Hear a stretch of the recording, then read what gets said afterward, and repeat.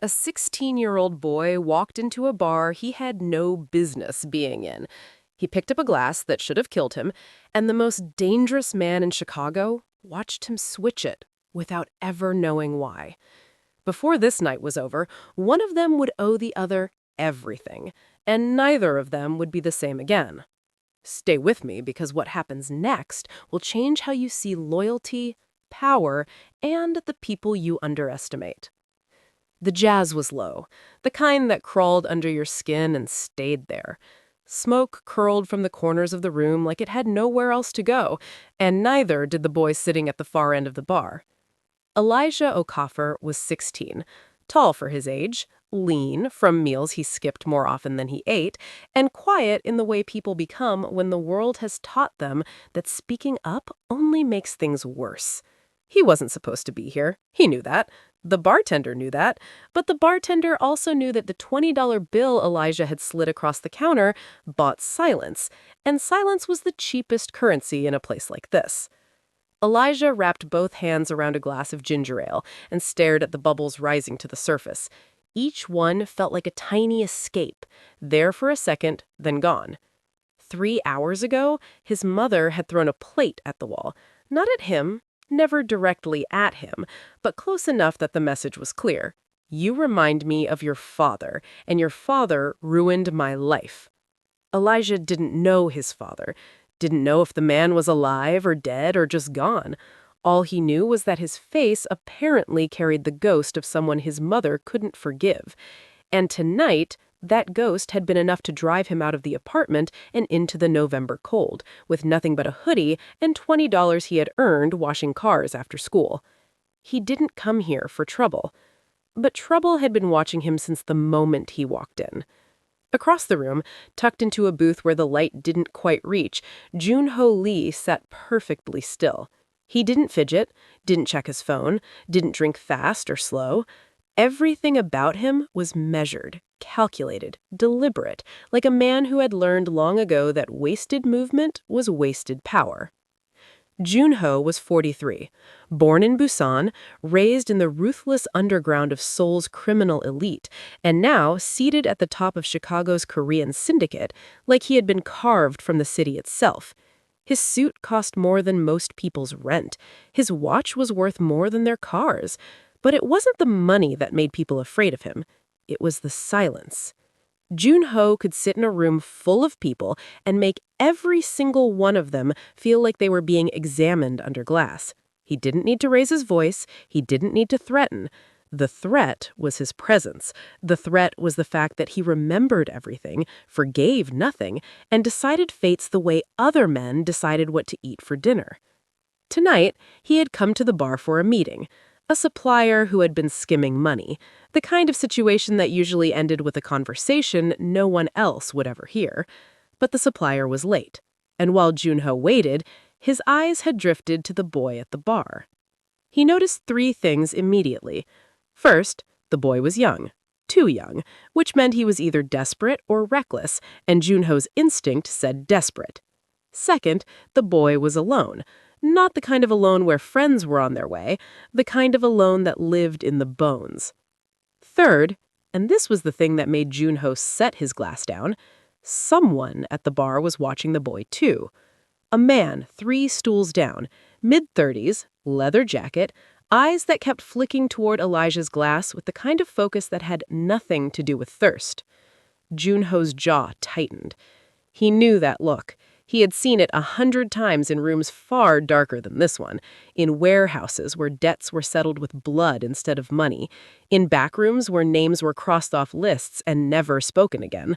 That look was hunger dressed up as patience, and the boy at the bar had no idea he was being hunted. Jun-Ho's fingers curled slowly around his glass, not in anger, in decision. He was calculating the distance between the man and the boy, the number of steps it would take to reach either one, and what it would cost him to intervene in something that wasn't technically his business.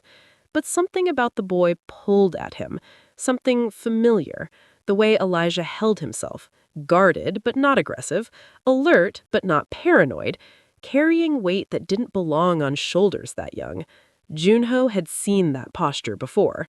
in a mirror, 30 years ago. That man was waiting for something to happen, and Junho was about to find out what. Elijah didn't see the man in the leather jacket. He didn't notice the slight movement, a hand brushing past his glass when the bartender turned to pour a drink for someone else. It was fast, professional, the kind of move that only someone trained in surveillance would catch. But Elijah felt something. He couldn't explain it, a heaviness in his stomach, a whisper in the back of his skull that said, "Move." The same instinct that had kept him alive in a neighborhood where bullets didn't care about your age. He looked down at his glass. The ginger ale looked the same, tasted the same, probably, but something was off. The condensation pattern on the outside had shifted, a small detail, the kind most people would never notice. But Elijah wasn't most people. When you grow up watching your mother's moods like a weather forecast, you learn to read the smallest changes in your environment. A door left slightly open, a tone of voice that drops half a note, a glass that has been touched by someone who shouldn't have touched it.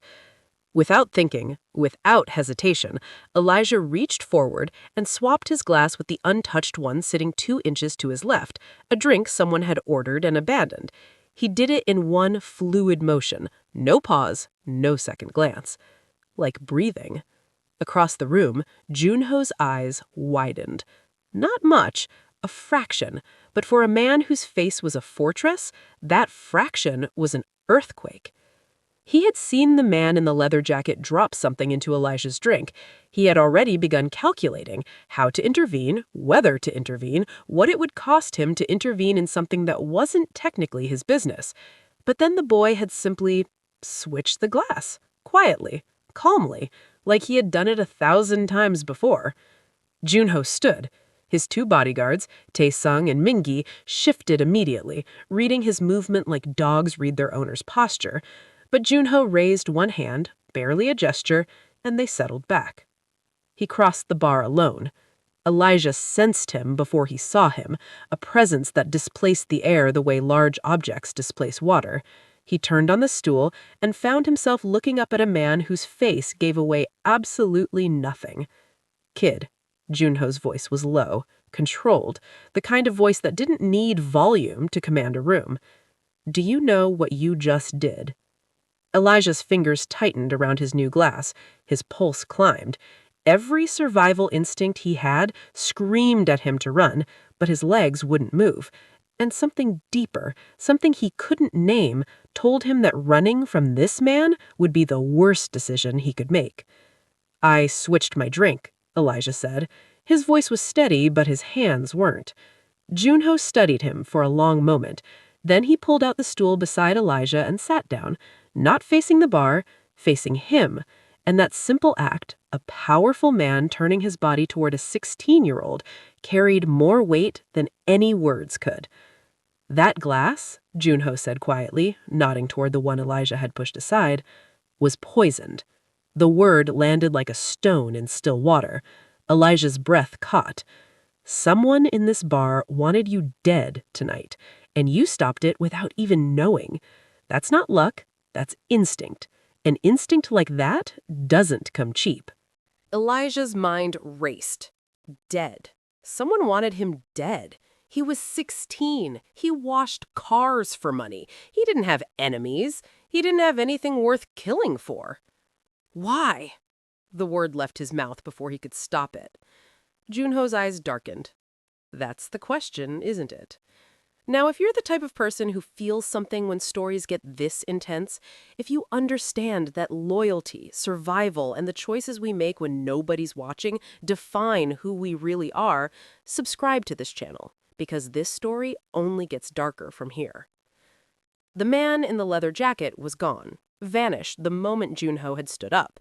But Junho's men had already noted his face, his build, the direction he left. Within the hour, they would know his name, his address, and every secret he thought was hidden. Junho didn't explain this to Elijah. Not yet. Instead, he asked a question that cut deeper than any knife. "Who wants to hurt you, Elijah?" Elijah flinched at the sound of his own name. "How do you know my name?" Junho reached into the inner pocket of his suit and pulled out a photograph. It was old, creased, The kind of photos someone carries, not because they want to, but because they have to. In the photo stood a young woman, dark skin, wide smile, braids pulled back tight. She was standing next to a Korean man in a military jacket. They were laughing. Behind them, the skyline of a city Elijah didn't recognize. "That woman," Junho said carefully, "is your mother, 23 years ago." Elijah's blood went cold. "And the man beside her," he continued, his voice dropping even lower, "was my brother." The room tilted. The jazz kept playing, but Elijah couldn't hear it anymore. His mother had never talked about his father, never. And now a Korean mafia boss was sitting beside him in a bar, holding a photograph that rewrote everything Elijah thought he knew about his own life. "Your father was Junso Lee," Junho said, "my younger brother. He was brilliant, fearless, the kind of man who walked into a room and every person in it stood taller. He loved your mother with everything he had, and she loved him the same way. But our world doesn't forgive love. It punishes it. He died 11 years ago, killed by people who wanted what our family controlled. And tonight, those same people sent someone to kill his son." Elijah felt the stool beneath him become unsteady. Not physically, the stool was fine, but everything else was collapsing. The foundation of his entire life was crumbling under him like wet paper. His mother's anger, her hatred for the face she saw in him every morning, the father she refused to name, the questions she slapped away, the silence that filled their apartment like poison. It all made sense now, and the sense it made was terrifying. Every birthday that passed without a card, every time she looked at him and turned away, every night he heard her crying through the wall and wondered if it was his fault. It was never about him. It was about the ghost she saw standing behind his eyes. "You're telling me I'm—" Elijah couldn't finish. The words clogged in his throat like debris in a drain. "Your blood, Elijah," Junho said, "and blood in my world is everything." They sat in a black sedan outside the bar, Junho in the back seat, Elijah beside him, the city lights sliding across the windows like water. Tae-sung drove. Min-gi sat in the passenger seat, eyes fixed on the mirrors. Nobody spoke for 2 full minutes. Then Junho broke the silence. "I'm going to give you a choice, Elijah, and I need you to understand that both options are real." Elijah waited. "Option 1. I take you home tonight. My people watch your building from a distance. We keep you alive, but from the outside. You go back to your life, school, work, your mother, and you pretend tonight never happened." Elijah swallowed. "And option 2? Junho turned to look at him directly. In the dim light, his eyes held something Elijah hadn't expected. Not coldness, not calculation. Pain. "Option 2, you come with me. I train you, protect you, teach you how to survive in a world you were born into but never knew existed. You become part of my household. You learn discipline, strategy, loyalty. And in return, you carry the name your father gave you, not as a burden, but as armor." The weight of it pressed against Elijah's chest. He thought about his mother, the thrown plate, the words that hit harder than fists, the apartment that smelt like burnt coffee and resentment. He thought about school, where teachers looked through him like glass. He thought about the $20 in his pocket, earned on his knees scrubbing tires. And then he thought about the glass he had switched without thinking, the instinct that had saved his life, an instinct that came from somewhere, from someone. "If I come with you," Elijah said slowly, "what happens to my mother?" Junho's expression shifted, just slightly, a crack in the fortress. "She'll be taken care of, financially, medically, whatever she needs. She won't know it comes from us, but she'll never go without again." Elijah looked out the window. Chicago stared back, cold and indifferent. "She hates me," he whispered, "because I look like him." Junho was quiet for a long moment. Then, softly, so softly that Tae-sung and Min-gi couldn't hear, he said, "She doesn't hate you, Elijah. She hates that she lost him, and every time she looks at you, she remembers what that loss felt like." It was the most human thing anyone had ever said to Elijah about his mother, and it came from a man the world called a monster. Would you trust a man like Junho? Would you get in that car, leave everything behind for a life you've never known? Think about that, because Elijah's answer changed everything. 3 months passed. Elijah lived in a compound on the outskirts of the city, a converted estate that looked like a wealthy businessman's retreat from the outside and functioned like a command center from the inside. He trained every day, not just in combat, though there was plenty of that. Junho believed that true power came from the mind before the body, so Elijah studied. Languages, Korean first, then Mandarin. Finance, how money moved, where it hid, how empires were built and dismantled through numbers. Strategy, chess, negotiation theory, the psychology of fear and trust. And discipline. Junho never raised his voice, never struck him, but his expectations were a weight Elijah carried every waking moment. Be on time, be prepared, be silent when silence serves you, speak only when your words carry more force than your fists. Elijah struggled at first. He was used to chaos, not structure, used to surviving the next hour, not planning the next year. The first week, he broke a sparring partner's nose on accident and then apologized so many times that Tae-sung told him to stop before he embarrassed himself further. The second week, he failed a Korean language test so badly that the tutor asked if he was trying to speak backward on purpose. But slowly, painfully, he began to change. Not into someone new, into someone he had always been but never had permission to become. The boy who survived by instinct was learning to survive by strategy. The boy who read his mother's moods like weather was now reading financial reports, geopolitical patterns, and the body language of men who lied for a living. Junho watched his progress the way a sculptor watches stone take shape, quietly, patiently, correcting with precision, never with cruelty. And then there was Soo-yeon.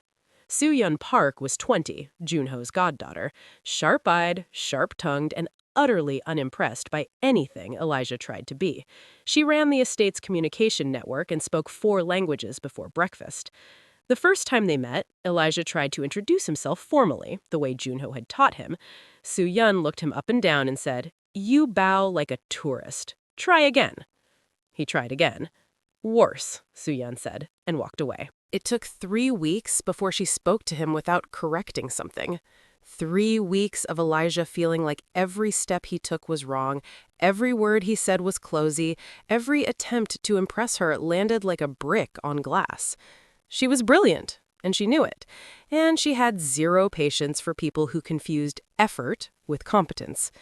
But he kept showing up, every morning.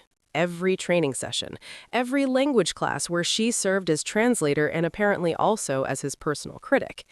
He didn't complain, didn't sulk, just absorbed the corrections and came back sharper. Soo-yeon noticed. She would never admit it, but she noticed. And when she finally spoke to him without correcting something, sitting beside him on the estate's rooftop, watching the city lights bleed into the winter sky, her words weren't what he expected. "You carry sadness like a weapon," she said quietly. "But sadness makes a terrible shield, Elijah. It only protects you from the things worth feeling." He didn't respond, but something inside his chest shifted. Not broke, shifted, like a door he didn't know existed had opened just a crack, and light was bleeding through. 6 months after Elijah arrived, the compound was breached. Not from outside, from within. Junho's most trusted lieutenant, a man named Daewon, who had served the Lee family for 15 years, had been feeding information to a rival faction. Locations, schedules, vulnerabilities. And the biggest piece of information he sold was this. Junho Lee has a nephew, the last living heir of Jun Seo Lee, and he's being kept at the estate. Elijah learned about the betrayal the worst way possible, when 3 armed men kicked open his bedroom door at 2 in the morning. The sound was thunder in the silence, wood splintering, hinges screaming, the hallway light slicing across his bed like a blade. He reacted before thinking. His body moved on a program his mind hadn't consciously written. Months of training compressed into 2 seconds of pure survival. He rolled off the bed, hit the floor hard, and grabbed the metal rod Soo-yeon had insisted he keep under his mattress. Paranoia is just pattern recognition with better timing, she had told him once, pressing the cold steel into his hands with an expression that dared him to argue. He hadn't understood it then. He understood it now. The first attacker came through the door fast. Too fast. Overconfident. Elijah swung low and the rod connected with his knee. The crack was sickening. The man dropped with a scream that didn't sound human. The second attacker hesitated at the doorway. Just half a second. But half a second was everything. Elijah slammed the bedroom door into his face with his full weight behind it. He heard bone crunch. The third raised a gun. His arm was steady, his aim was sure. And then a shot rang out. But not from the attacker's weapon. Soo-yeon stood in the hallway, a pistol in her hand, her expression carved from ice. The third man crumpled. She looked at Elijah, blood spattered across her sleeve. Her breathing was controlled, steady, terrifying in its calm. Move. Now. They ran, through the east corridor, down the service stairs, into a tunnel beneath the estate that Elijah hadn't known existed until Soo-yeon pulled a bookshelf aside and revealed a steel door behind it. Jun-ho built this 20 years ago, she said as they descended into darkness. He said one day someone inside would betray him. He just didn't know when. Elijah's heart hammered. Where is he? Is Jun-ho safe? Soo-yeon's jaw tightened. He's handling day one, personally. The way she said personally made Elijah's blood turn to ice. He didn't ask what that meant. He already knew. If you've made it this far, you already feel it, that pull, that need to know what happens next. That's what this channel is built on. Stories that grip you and don't let go. If you're not subscribed yet, you're gonna miss the moment everything falls apart, and trust me, it's coming. Daewon was found in the compound's basement, not hiding, waiting. Jun-ho walked in alone. No bodyguards, no weapons visible, just a man in a white shirt with his sleeves rolled to the elbows, standing across from someone who had eaten at his table, laughed at his jokes, and sworn loyalty to his family. Daewon spoke first. You would have done the same. Jun-ho didn't blink. No. I wouldn't have, because loyalty isn't something I perform, it's something I am. What followed was not violence, it was worse. It was silence. Jun-ho sat down across from Daewon and simply looked at him, not moving, not speaking, just looking, with the full weight of 15 years of shared meals, shared danger, shared trust, now sitting between them like a corpse neither man wanted to acknowledge. 5 minutes, 10, 15. The silence stretched and stretched until it became its own kind of torture. Every second was an accusation. Every breath Daewon took sounded like a confession. Finally, Daewon's composure cracked. It didn't break all at once.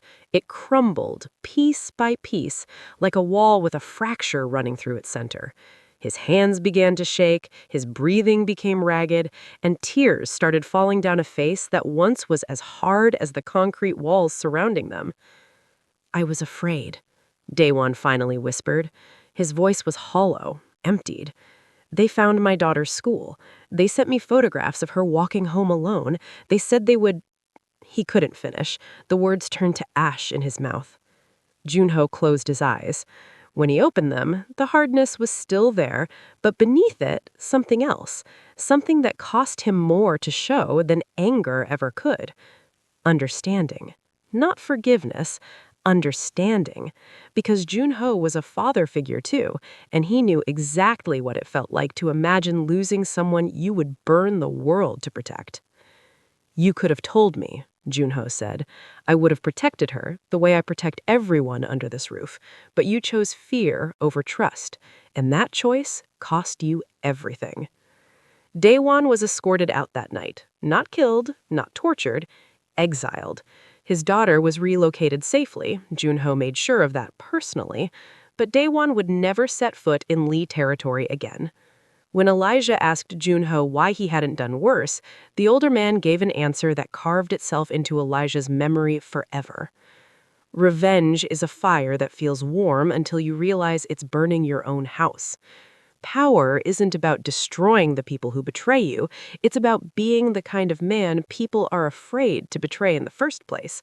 And when they do, you show them that mercy requires more strength than punishment ever could.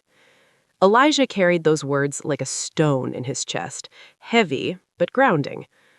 1 year. That was how long it took for Elijah Okafor to become someone the streets of Chicago whispered about differently. Not with fear, with respect.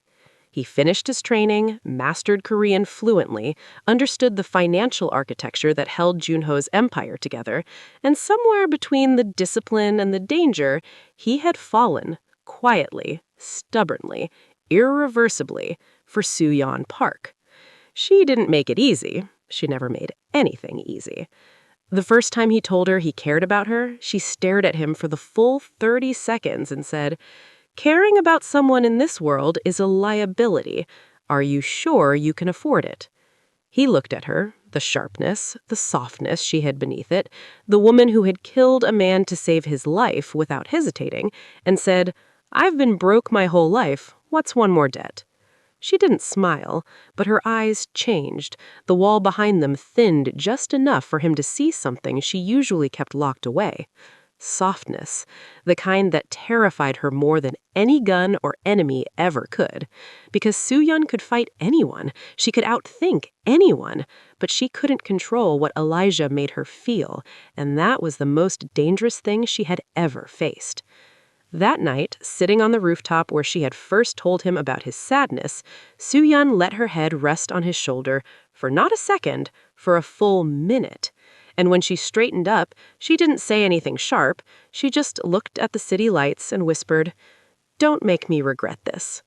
He looked at her, at the profile she kept turned away from everyone else, at the woman who killed to save him without blinking, who pushed him harder than anyone because she saw what he could become before he did. "I won't," he said. And he meant it the way few people mean anything, with his entire chest. On the anniversary of his arrival, Junho called Elijah into his study. The room was lined with books, real ones, red ones, the kind that had notes in the margins and cracked spines from years of use. Junho sat behind his desk and placed a single folder on the surface. "Open it." Elijah did. Inside was a document, legal, formal, bearing stamps and signatures he didn't fully understand yet. But one line was clear.